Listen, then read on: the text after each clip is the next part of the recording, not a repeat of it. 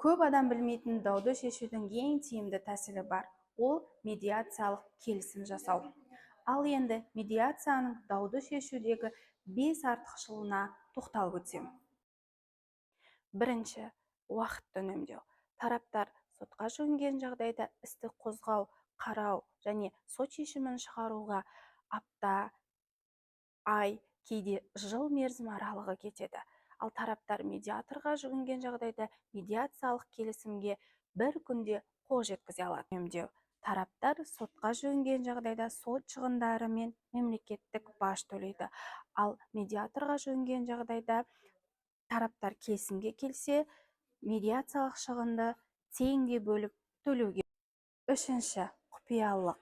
Медиатор медиациялық келісім жүргізу барысында айтылған ақпараттарды медиациялық құпиялылық қағидатына сәйкес таратпауға міндеттелінеді. Төртінші, қарым-қатынас сақталады.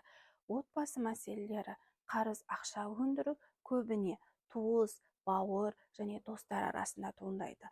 Осы санаттағы тұлғалар сотқа жүгінген жағдайда арасында қарым-қатынас бұзылады. Ал егер медиацияға жүгінсе, ортақ келісім арқылы қарым-қатынас сақталады. Бесінші, өзіңіз шешім қабылдайсыз. Сотта дау қаралып, істің мәні бойынша сот шешімі шығады. Бір тарап жеңіске жетеді, екінші тарап жеңіледі. Ал медиацияда тараптар ортақ келісімге келіп, екі тарапта жеңіске жетеді.